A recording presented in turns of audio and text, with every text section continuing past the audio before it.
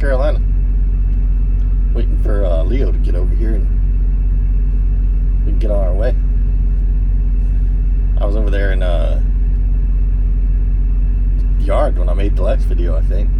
I was over, I don't know, 10 days ago or something. Yeah, I took that load over to Olney, Illinois. The Walmart over there and delivered it. Then they had another one on the drop yard over there in Olney. Sitting there, a load of French fries, I think it was, and I took him to Louisville. That was just a little jump, kind of a favor load. Didn't pay but like a couple $100, but that got me to Louisville, and then I went on home from there. I got home about, I think it was Monday morning. Took me 3 days to get home after Leo passed his test. Three days to go. 650 miles. I wasn't too happy. But oh well, what are you gonna do? Then I went on home time. I didn't get there till Monday morning. I had to drive overnight, Sunday night. And I got there I think I got to the house about 10 o'clock in the morning or something like that. Then I took off. I was off till I left on, when did I leave? Sunday? Yeah, Sunday. So I was off till Sunday. I was off 5 days. Because I don't count the day I leave and the day I go. And then I got a load to go to, where'd it go? Virginia.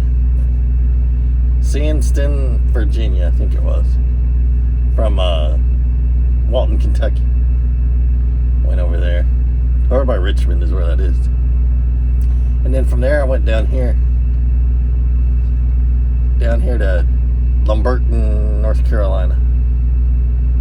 Leo just lives about 20 miles from here, so he's headed over here to meet me. Then we're gonna head out. We got this load going to Georgia. And I don't know after that. But it's nice and warm here. I got stunted by this truck coming up here. I lost my train of thought. But anyway, yeah, we got going again. I had a pretty good home time. All I did was work on my boat, putting the trolling motor in it.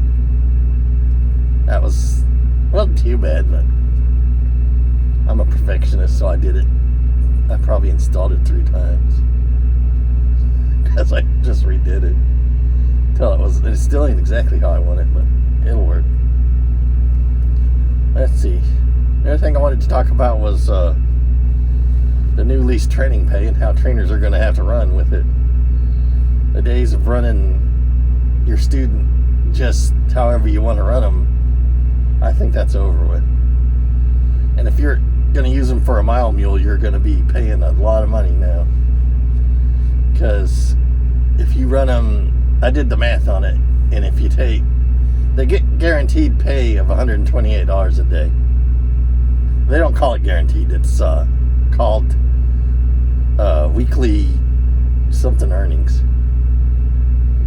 Minimum weekly earnings or something like that. They don't want to call it guaranteed anymore. But you're going to get that no matter what. $128 a day. So if you take that and divide that by $12 an hour, which is what they get paid, it comes out to like 10.5 hours to get that. And then they're given 4 hours a day. No matter what they work, they add 4 hours to that. So if you subtract the 4 hours from the 10.5, it's actually like 10.7 something. And if you subtract the 10 hours, that means they can work about 6.5 hours a day before it starts costing you more than the $128. I don't know if y'all follow my math. But if you work more than 6.5 hours on duty and driveline during any day, you're going to pay out more than the minimum weekly earnings. So nobody's going to be able to use them for a mile mule anymore. I mean, you can, but it's going to cost you a fortune. Now you have to sort of plan your loads based on what the load is doing. If you have a solo load, you're going to have to do the majority of the work and only use them 6.5 hours a day, which is what you can do without paying them more than the minimum. And otherwise, it's just going to be costing you a fortune. Not a fortune, but it's going to cost you more, $200-300 more a week. So instead of the $900, you're going to be paying out, closer to $1,200.